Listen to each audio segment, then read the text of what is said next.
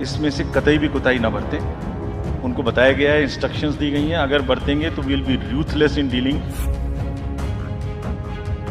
All our entire machinery will now react to whatever is coming by facts, because majority ऐसा नहीं करती। अगर एक दो करेगा तो उसकी वजह से हम अपने इलेक्शंस को बदनाम नहीं होने देंगे। Will be ruthless. We will try and join the issue instead of being in the background. If somebody is trying to do a fake kind of a narrative which is disturbing the level playing field, now we will go beyond. We will go beyond, and here we have said we will also look at the past. We will also look at the history. Hello दर्शकों, आप सबका स्वागत है सहारा अधिकार में। क्या देश में ऐसी कोई संस्था है जो पीएम मोदी को झूठ बोलने से और नफरती भाषण देने से रोक दे और तुरंत रोक दे? अगर संस्थाएं खत्म हो चुकी है तो क्या जनता बची हुई है जो हाथ ही जोड़ ले और बस अब रहने भी दीजिए मोदी जी, ऐसा कह दे? इतना झूठ मत बोलिए, इतनी नफरत मत फैलाइए। 10 साल हमने आपको पीएम बनाया है, इसके बाद भी उसी जनता के बीच आप नफरत फैला रहे हैं। आपको इसमें क्यों खुशी मिलती है? झूठ बोलने में क्या खुशी मिलती है? एक संस्था है जिसे अब भी उम्मीद है कि वो एक्शन ले सकती है। हम मुख्य चुनाव आयोग को उनकी कही हुई बातों की इस वीडियो में याद दिलाते रहेंगे। उन्होंने 16 मार्च के प्रेस कॉन्फ्रेंस में कितनी बार कहा कि झूठ का बचना अब मुश्किल होगा, धर्म और नफरत की जगह नहीं होगी। लेकिन आज चुनाव इन्हीं सब मुद्दों से भर गया है। ऐसा करने में सबसे आगे है पीएम नरेंद्र मोदी। उन्होंने टोंक की रैली में मनमोहन सिंह के बयान से लेकर कांग्रेस के मैनिफेस्टो को लेकर फिर से झूठ बोला है। प्रधानमंत्री नरेंद्र मोदी के भाषणों में 10 साल का विकास पीछे छूटता जा रहा है। शायद उसे लेकर अब वो उसे आगे नहीं चल पा रहे हैं। उन्हें पता है कि विकास के नाम पर जोश पैदा नहीं हो रहा है तो हिंदू को मुसलमान के नाम पर डराओ, संपत्ति के नाम पर डराओ, महिलाओं को डराओ, भरमाओ। इसलिए ज़रूरी है कि चुनाव आयोग तुरंत आगे आए और कांग्रेस के मैनिफेस्टो को लेकर जो भी झूठ बोला जा रहा है उसका पर्दाफाश करे। 16 मार्च को जब अधिसूचना जारी करने की प्रेस कॉन्फ्रेंस शुरू हुई थी, जब चुनाव आयोग ने झूठ का पर्दाफाश करने की एक पूरी योजना पेश की थी। हम पूछना चाहते हैं, क्यों नहीं चुनाव आयोग कांग्रेस के मैनिफेस्टो को लेकर पीएम मोदी जो भी झूठ बोल रहे हैं उसका पर्दाफाश करता है? क्यों नहीं पीएम को आयोग रोकता है कि इस तरह से झूठ नहीं बोल सकते? यही नहीं, उन्होंने 21 अप्रैल को बांसवाड़ा में मंगलसूत्र को लेकर झूठ बोला। आज फिर से राजस्थान के टोंक में मंगलसूत्र को लेकर झूठ बोलने लग गए। वो सब कहने लग गए जो कांग्रेस ने अपने घोषणा पत्र में कभी भी नहीं कहा है। देश को साफ साफ बताना चाहता हूं कि कांग्रेस वोट बैंक पॉलिटिक्स के दलदल में इतना धंसी हुई है कि उसे बाबा साहब के संविधान की भी परवाह नहीं है। और आपको पता होगा, उन्होंने मैनिफेस्टो में तो लिखा है कि आपकी संपत्ति का सर्वे करेंगे। हमारी माताओं बहनों के पास जो स्त्री धन होता है, जो मंगलसूत्र होता है, उसका सर्वे करेंगे। और फिर उनके नेता ने तो भाषण में कहा एक्सरे किया जाएगा, एक्सरे किया जाएगा। मतलब आपके घर में अगर बाजरे के अंदर डिब्बे में भी कुछ रखा है तो वो भी एक्सरे करके खोजा जाएगा। दीवार में कहीं रखा है तो उसको भी एक्सरे करके खोजा जाएगा। पूरा एक्सरे करने वाले की घोषणा की है और उनके नेता ने पब्लिकली कहा है। और फिर आपकी सारी संपत्ति, जरूरत से ज्यादा जो भी होगा वो उनका कब्जा करेगी उनकी सरकार, कहते हैं।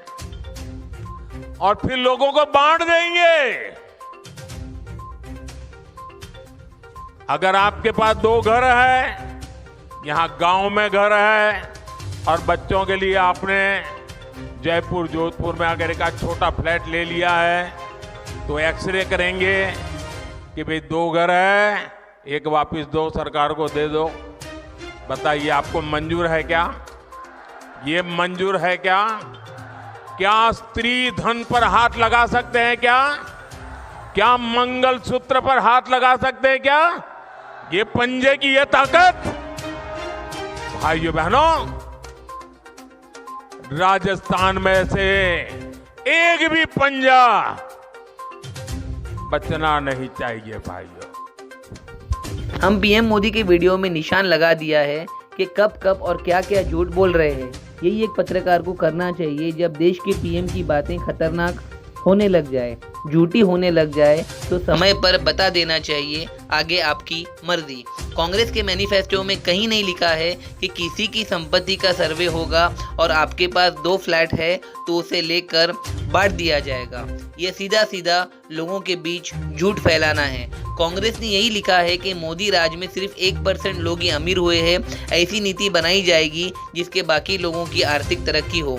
कांग्रेस ने ये लिखा है कि गरीब परिवार एक महिला को साल में 1 लाख रुपया दिया जाएगा, मगर ये कहीं नहीं लिखा है कि मंगलसूत्र को देखकर किसी और को दे दिया जाएगा। राजस्थान के पासवाड़ा में पीएम मोदी ने कहा कि मुसलमानों को दे दिया जाएगा। राजस्थान के टोंक में उनका भाषण खराब होने की सारी सीमाओं को पार कर चुका है, लेकिन यहाँ उन्होंने मुसलमान का नाम नहीं लिया, कहा लोगों को दे दिया जाएगा। लगता है यही बीजेपी की रणनीति होने जा रही है। 2047 के विकसित भारत के काल्पनिक सपने से वो जोश नहीं भर पा रही है। 23 साल आगे क्या होगा, वो सपना कैसा होगा, आज जो है उनमें से तब तक कौन जिंदा रहेगा, किसी को नहीं पता। तो 2047 की कल्पना से बेरोजगार युवाओं में कहां से जान आएगी। शायद इसलिए बाकी बच्चे चरणों के लिए तय हुआ होगा कि इशारों में नहीं, अब साफ साफ बोला जाए, झूठ और नफरत से ही अब बेड़ा पार लग सकता है। जिस तरह से पीएम ने टोंक में कहा है कि लगता है कि संवैधानिक संस्थाएं उनके रास्ते से हट गई हैं। आयोग से लेकर तमाम संस्थाओं में नैतिक शक्ति नहीं बची। गोदी मीडिया बोल नहीं सकता कि पीएम जी बस कीजिए। के घर में अगर बाजरे के अंदर डिब्बे में भी कुछ रखा है तो वो भी एक्सरे करके खोजा जाएगा। दीवार में कहीं रखा है तो उसको भी एक्सरे करके खोजा जाएगा। पूरा एक्सरे करने वाले की खोज। पीएम मोदी टोंक में हनुमान चालीसा से लेकर रामनवमी के नाम पर जोश पैदा करने का प्रयास करते रहे, लेकिन शुक्र है वहां बैठी महिलाओं के चेहरे पर संदेह ही नजर आया, जोश नजर नहीं आया।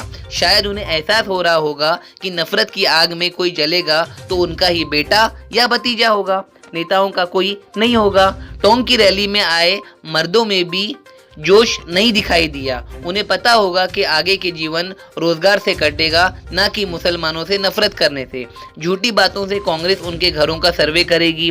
पीएम मोदी ही इनके घरों का सर्वे कर ले, उनके विकास की दावों की पोल खुल जाएगी।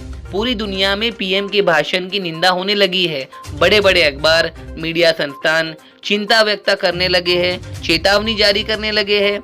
लोग भारत के लोकतंत्र के भविष्य को लेकर चिंतित हो गए हैं, संविधान के अस्तित्व को लेकर चिंतित हो गए हैं। बताइए, पीएम मोदी कह रहे हैं कि बाजरे का एक्सरे होगा, आपके घरों की दीवारों का एक्सरे होगा। पीएम मोदी का झूठ पासवाड़ा से टोंक तक आते आते विकराल हो चुका है, भयावह हो गया है। चुनाव का समय नहीं होता तो पीएम मोदी के इस बयान पर आप हंसते हंसते लोटपोट हो जाते, लेकिन चुनाव का समय है इसलिए ये बयान बेहद खतरनाक है। फिर से सुना दे रहा हूँ ताकि आपको गर्व हो सके और भूखे पेट भी आप गर्व करते रहे। लोग मिल करके उन्होंने आवाज उठाई, जातिगत जनगणना होनी चाहिए।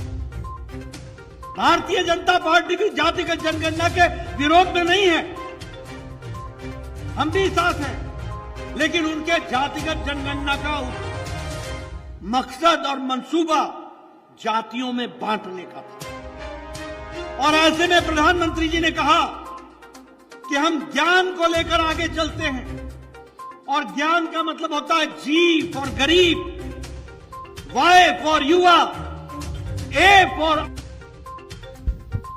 कितनी मेहनत लगती होगी इतना झूठ बोलने। कांग्रेस ने पब्लिक के बीच में जाति का सर्वे करने की बात कही है। ये नहीं कहा कि आपके घर में रखे बाजरे और दीवारों का एक्सरे होगा। अनुसूचित जाति, जनजाति और ओबीसी की गिनती की बात से बीजेपी भी इनकार नहीं करती। कई जगहों पर बीजेपी नेताओं के बयान हैं, ये अलग बात है मैनिफेस्टो में इसका जिक्र नहीं है। मगर जब भी इस मुद्दे का दबाव पड़ता है, बीजेपी के नेता जाति के सर्वे की बात अपने हिसाब से करने लग जाते हैं। Entire machinery will now react to whatever is coming by facts. We will try and join the issue instead of being in the background. If somebody is trying to do a fake kind of a narrative, which is disturbing the level playing field, which is disturbing the public order, or which is not based on the facts, and which has crossed the line of the criticism, we would be also. अगर जनजाति की सर्वे के बाद को PM Modi ने इस तरह से घुमाया है तो शर्मनाक और खतरनाक दोनों हैं। अब पीएम की बातों को खराब बताने के लिए नाक वाले शब्द मुझे नहीं मिल रहे हैं। आप कितनी बार शर्मनाक, खतरनाक, ये नाक, वो नाक, फलाना नाक, ढिमकाना नाक करते रहेंगे। पीएम को बताना चाहिए कि बाजरे से लेकर दीवारों के एक्सरे की बात उन्होंने कहाँ सुनी है, कहाँ लिखा हुआ पड़ा है। लेकिन बड़ा सवाल है कि उनके झूठ का क्या इलाज हो सकता है। अगर चुनाव आयोग कार्रवाई करने में महीनों लगा दे, चुनाव बीत जाने तक कार्रवाई ना करे, तो क्या कोर्ट नहीं जाना चाहिए? जनता के बीच सक्रियता से नहीं जाना चाहिए? कांग्रेस के पास ना तो अब लोग बचे हैं ना नेता। हो सकता है कांग्रेस को लड़ने के लिए धन भी ना हो सकता है कांग्रेस के पास लड़ने के लिए आर्थिक फाइनेंशियल धन भी ना हो। इस मुद्दे को लेकर सड़क पर उतरने की इच्छा शक्ति भी नजर नहीं आती। मल्लिकार्जुन खड़गे का बयान औपचारिक ही लगा कि पीएम से मिलकर मैनिफेस्टो के बारे में बताए। इसके बाद कांग्रेस के तरफ से कोई राजनीतिक कार्यक्रम लॉन्च नहीं हुआ। 21 अप्रैल से कांग्रेस के मैनिफेस्टो को लेकर झूठ पर झूठ बोला जा रहा है, लेकिन कांग्रेस के नेता ट्वीट कर रहे हैं, चुनाव आयोग को शिकायत कर रहे हैं। क्या ये काफ़ी है? क्या उन नेताओं को जनता के बीच इन मैनिफेस्टों को लेकर नहीं जाना चाहिए? एक तरफ पीएम आक्रामक होते जा रहे हैं, जनता के बीच इसी झूठ का प्रसार हो रहा है। दूसरी तरफ कांग्रेस ट्वीट कर रही है। आम आदमी पार्टी होती तो आज सड़कों पर अपना घोषणा पत्र लेकर खड़ी हो गई होती, मगर कांग्रेस का पॉलिटिकल एक्शन नजर नहीं आता। हमने ये बात कांग्रेस के लिए नहीं कही थी, क्योंकि इसे नुकसान केवल कांग्रेस को नहीं है, कांग्रेस से ज़्यादा नुकसान जनता का होता जा रहा है। पीएम मोदी का विकराल झूठ पहुंचता जा रहा है। ऐसे में चुनाव आयोग को तेजी से कदम उठाने होंगे। 16 मार्च को मुख्य चुनाव आयोग ने भरोसा दिलाया था कि इस बार झूठ का मुकाबला फुर्ती से किया जाएगा। आप इनका बयान सुनिए, गांव-गांव में लोगों को सुनाइए। वे खुद कह रहे हैं कि झूठ आया नहीं, कि चुनाव आयोग की सारी मशीनरी उसका पर्दाफाश करने की कोशिश में जुट जाएगी। अब वो मशीनरी वो कहाँ गई? All our entire machinery will now react. ये नाव कब आएगा? कितनी देर में आएगा ये नाव? आपने सुना, मुख्य चुनाव आयोग की बातों का मतलब तो यही है कि झूठ बोलने से, असत्य बोलने से लेवल प्लेइंग फील्ड डिस्टर्ब हो जाती है, लोक व्यवस्था डिस्टर्ब हो जाती है। तो चुनाव आयोग क्या एक्शन लेने जा रही है? अभी तक आयोग ने सख्त एक्शन क्यों नहीं लिया है? चुनाव आयोग या तो पीएम मोदी का झूठ बोलने से रोके, या फिर कांग्रेस को ही नोटिस जारी कर दे कि क्या वो लोगों का सोना छीनकर बांटने की बात कर रही है। कहाँ कर रही है? चुनाव आयोग की चुप्पी पीएम के झूठ को अमृत प्रदान कर रही है। आज भी राजस्थान के टोंक में पीएम ने जिस तरह से भाषण दिया है, वो बता रहा है कि संस्थाएं उनके रास्ते से हट गई है। आयोग से लेकर तमाम संस्थाओं में नैतिक शक्ति नहीं है। गोदी मीडिया बोल नहीं सकता कि पीएम जी बस कीजिए, नफरत मत फैलाइए। कांग्रेस का मैनिफेस्टो 48 पेजेस का ही तो है। उसे पढ़ने में चुनाव आयोग को कितना वक्त लग रहा है, जो अभी तक फैसला नहीं आया। कई विद्वानों ने ट्वीट किया कि उन्हें कांग्रेस का घोषणा पत्र पढ़ा है, उसमें लोग का सोना छीनकर किसी को देने की बात नहीं है। अगर पीएम रुकने का नाम नहीं ले रहे तो चुनाव आयोग को अब चुप नहीं रहना चाहिए। एक ही बात है कि गरीब घरों में एक महिला को 1 साल में 1 लाख रुपया दिया जाएगा। कांग्रेस ने अपने मैनिफेस्टो में यही कहा है। राहुल गांधी ने मैनिफेस्टो को लेकर एक वीडियो डाला था। इसमें एक मिडिल क्लास का बंदा उन्हें पत्र लिख रहा है, तो राहुल साफ साफ कह रहे हैं कि हम किसी को फ्री में पैसा नहीं दे रहे हैं। हर युवा को अप्रेंटिसशिप करना होगा। अप्रेंटिसशिप का मतलब होता है कि किसी कंपनी में आप पहले ट्रेनिंग ले और योग्यता के आधार पर आगे अवसर पाते जाए। आप राहुल गांधी के इस वीडियो को फिर से सुन सकते हैं।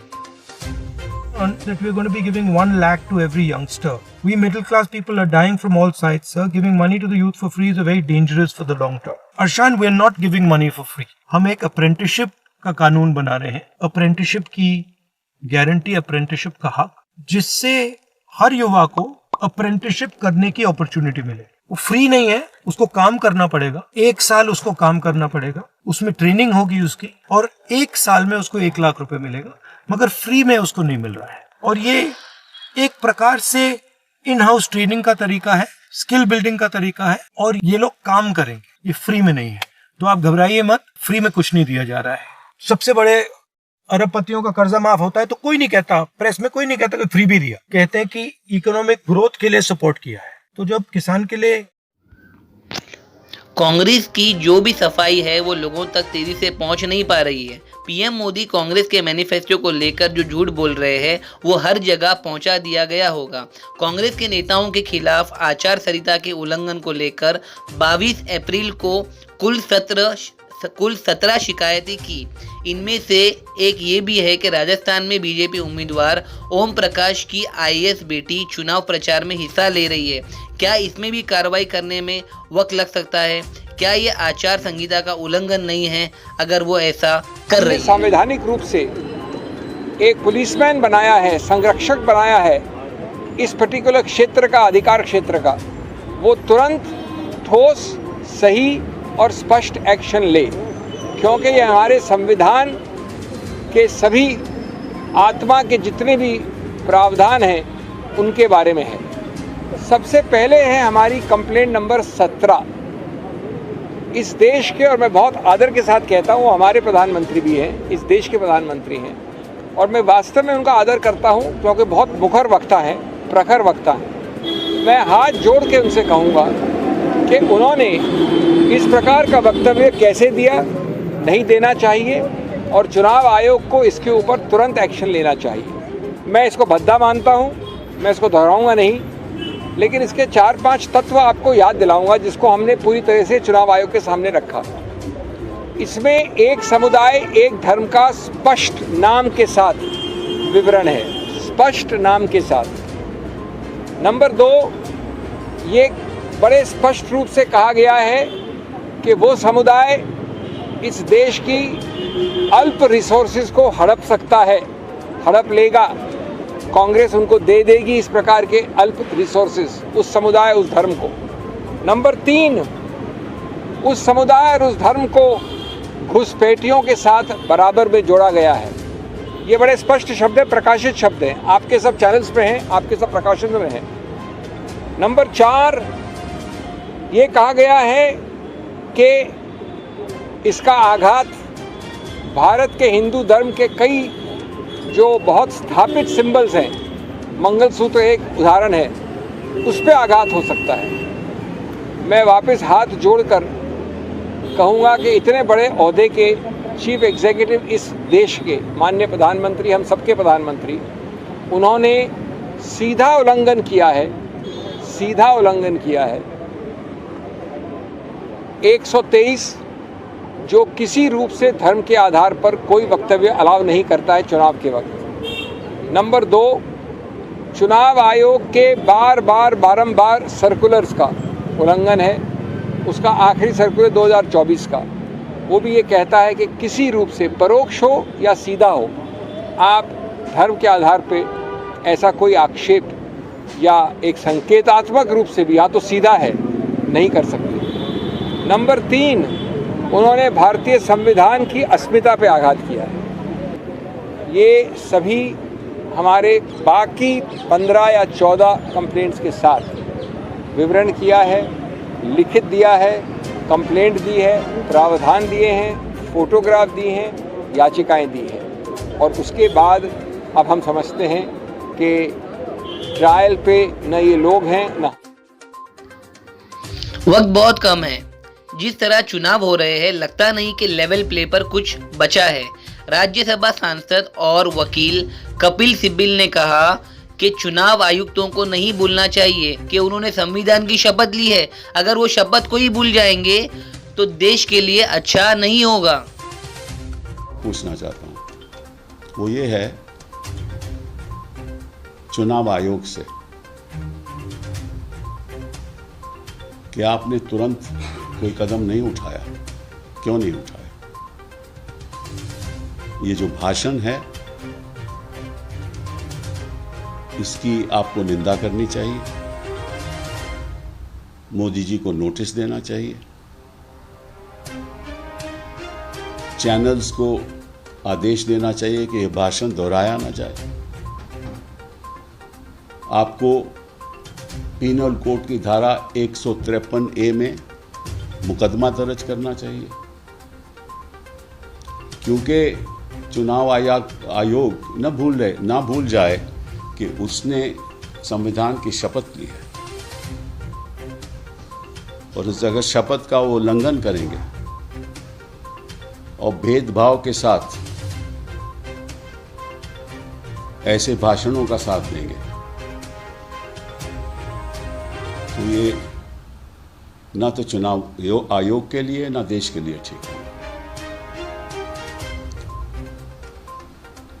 मैं नहीं जानता कि ऐसी असत्य बातें प्रधानमंत्री जी क्यों कर रहे हैं। जो उन्होंने डॉक्टर मनमोहन सिंह के बारे में कहा वो भी असत्य है। कांग्रेस पार्टी की, खासतौर पे डॉक्टर मनमोहन सिंह की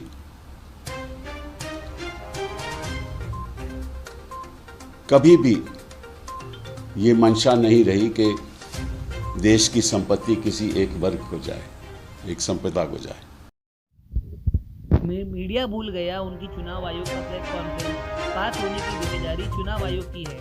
हमारा काम सवाल पूछना और याद दिला देना है।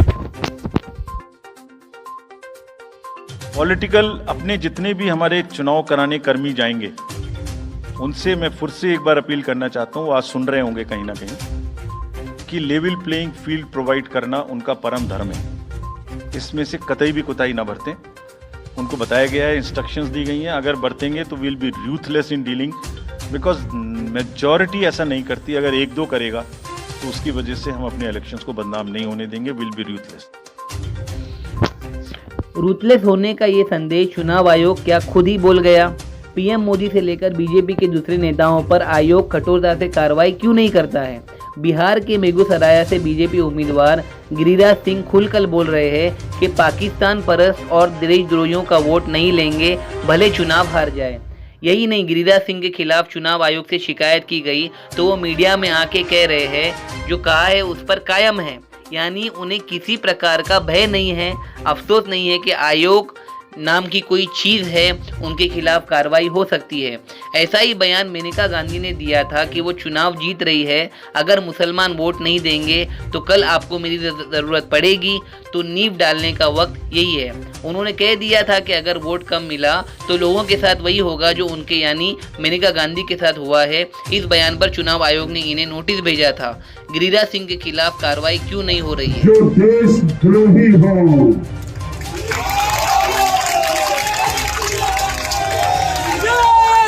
जो पाकिस्तान परस्त हो, जो भारत के खिलाफ में जहर उगलते हो, चाहे मैं कितनी बार मुझे चुनाव हारना पड़े, लेकिन उसके पास वोट मांगने मत जाना मेरे भाइयों। बीजेपी की रैलियों में जाइए, धार्मिक नारों का जमकर इस्तेमाल हो रहा है। धर्म के नाम पर वोट देने और वोट नहीं देने पर भाषण दिए जा रहे हैं। लेकिन चुनाव आयोग ने नोटिस भेजा है उद्धव ठाकरे को कि अपने पार्टी के चुनावी गाने से हिंदू और भवानी शब्द हटा दीजिए।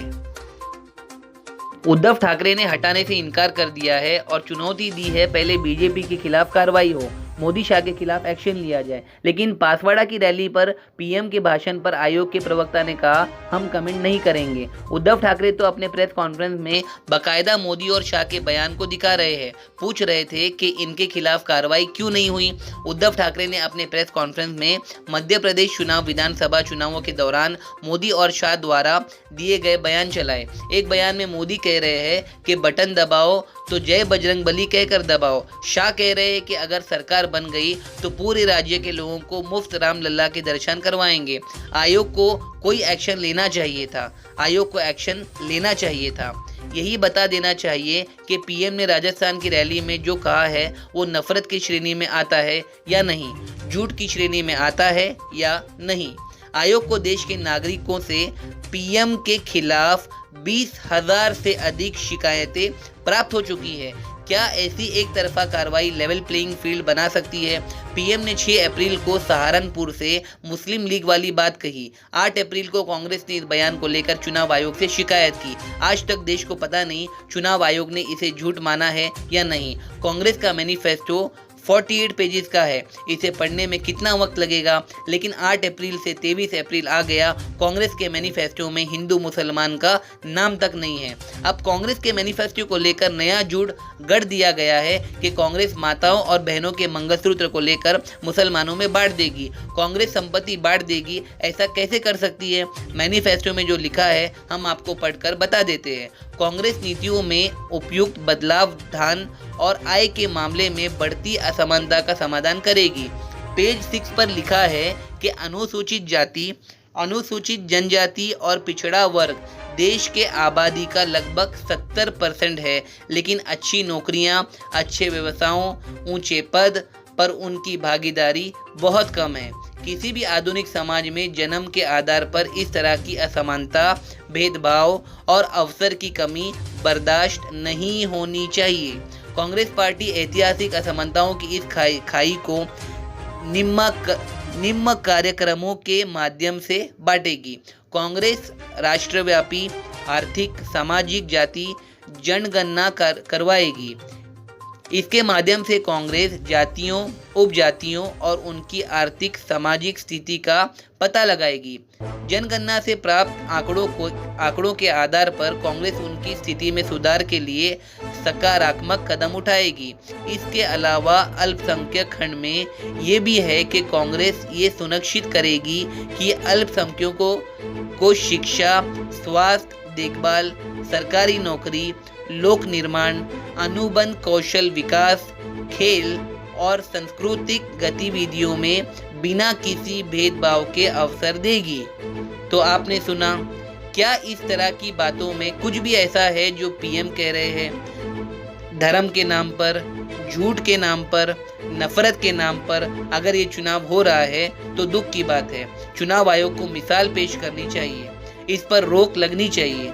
24 के चुनाव में अगर चुनाव आयोग ही कमजोर दिखेगा तो नतीजे से पहले ही दिख जाएगा 2024 के चुनाव के बाद का भारत कैसे होगा। देश और दुनिया की तमाम खबरों के लिए देखते रहिए सहारा अधिकार।